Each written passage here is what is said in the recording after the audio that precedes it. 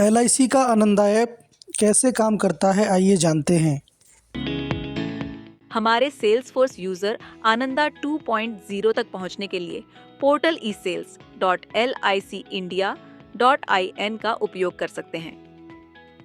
Users शब्द का अर्थ एजेंटों और पर्यवेक्षकों की सभी श्रेणियों से है, जिसमें agent, chief life insurance advisors, chief organisers, direct selling agencies, LIC associates, development officers, senior business associates भी शामिल हैं। यूजर सेल्स चैंपियन का विकल्प चुनकर लॉगिन शुरू कर सकता है।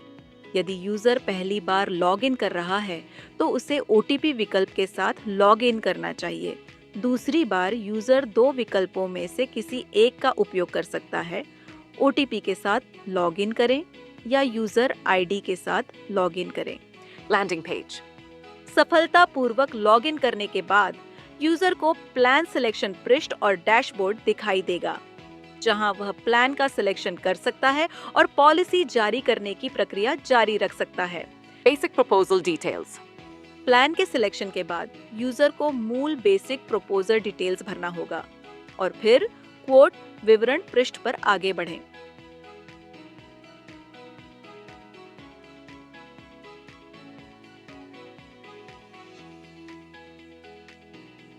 Quote details. User quote details पृष्ठ पर जाता है, जहां उसे सभी क्वोट डिटेल्स भरने होते हैं और कैलकुलेट प्रीमियम पर क्लिक करके आगे बढ़ना होता है। प्रीमियम की कैलकुलेशन पर क्लिक करने पर प्रीमियम ब्रेकअप दिखाया जाएगा, जिसमें प्रीमियम का तरीका मासिक, त्रैमासिक, अर्धवार्षिक और वार्षिक में बदलने का विकल्प होगा। सिलेक्शन के तरीके के आधार पर प्रीमियम भी बदल जाएगा। यूजर को क्वोट को सेव रखना चाहिए और आगे बढ़ना चाहिए।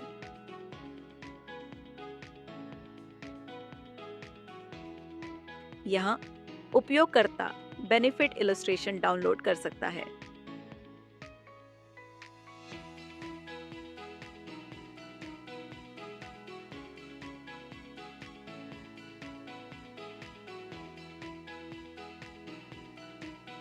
Agency details. User proposal stage पर आगे बढ़ने से पहले एजेंसी के विवरण को वेरीफाई कर सकता है। वेरिफिकेशन के बाद user proceed to proposal button click कर सकते हैं। CKYC पेज। अब कस्टमर की CKYC वेरिफिकेशन प्रक्रिया पूरी की जाएगी। यदि कस्टमर को अपना CKYC नंबर पता है तो यूजर इस प्रश्न का उत्तर दे सकता है, क्या आपके पास CKYC नंबर है? हाँ, और आगे बढ़ें। यदि कस्टमर के पास CKYC नंबर नहीं है तो यूजर यह उत्तर दे सकता है कि क्या आपके पास CKYC नंबर है? नहीं, और पैन या आधार नंबर का उपयोग करके सत्यापन प्रदान करके आगे बढ़ सकता है। पैन और जन्म तिथि दर्ज करने के बाद यूजर फेच डिटेल्स पर क्लिक कर सकता है। कस्टमर के मोबाइल नंबर और ईमेल पर एक ओटीपी भेजा जाएगा, जो CKYC रिकॉर्ड में मौजूद होगा। ओटीपी के वेरिफिकेशन पर कस्टमर का CKYC विवरण प्रदर्शित किया जाता है। यदि कस्टमर CKYC विवरण से संतुष्ट है तो वे यस पर क्लिक करके आगे बढ़ सकते हैं। यदि कस्टमर CKYC विवरण से संतुष्ट नहीं है तो वे नहीं पर क्लिक करके CKYC को छोड़ सकते हैं और आधार आधारित eKYC के साथ आगे बढ़ सकते हैं। CKYC विवरण प्रस्ताव रिकॉर्ड में स्वतः भर दिए जाएंगे। यदि CKYC विवरण प्राप्त नहीं होता है या कस्टमर के लिए CKYC रिकॉर्ड मौजूद नहीं है तो मॉड्यूल आधार आधारित eKYC के साथ आगे बढ़ेगा। 12 वर्ष तक की एज वाले माइनर्स के लिए CKYC या eKYC वैकल्पिक है और यूजर अगले चरण के लिए आगे बढ़ें पर क्लिक कर सकता है। यदि माइनर के पास आधार या CKYC नहीं है तो KYC के लिए निम्नलिखित दस्तावेज अपलोड करने होंगे। माइनर की हाल की तस्वीर। यदि माइनर की एज 5 वर्ष से कम है तो नगरपालिका का जन्म प्रमाण पत्र। यदि माइनर की एज 5 वर्ष या उससे अधिक है तो जन्म तिथि सहित स्कूल प्रमाण पत्र। डॉक्यूमेंट्स को डॉक्यूमेंट्स अपलोड अनुभाग में अपलोड करना होगा। Proposal filling page. उपयोगकर्ता प्रस्ताव प्रपत्र में विवरण दर्ज करना शुरू कर सकता है। लाल सितारा या तारांकन चिन्ह से चिन्हित सभी अनिवार्य फील्ड या प्रश्नों को भरना अनिवार्य है।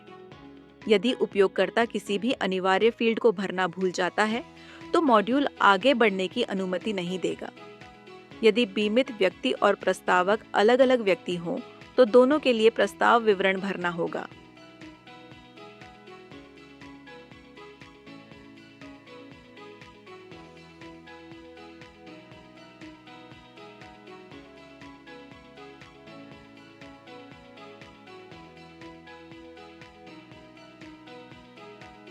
उपयोगकर्ता को प्रश्नावली के प्रत्येक सेट पर क्लिक करना होगा और विवरण भरना होगा।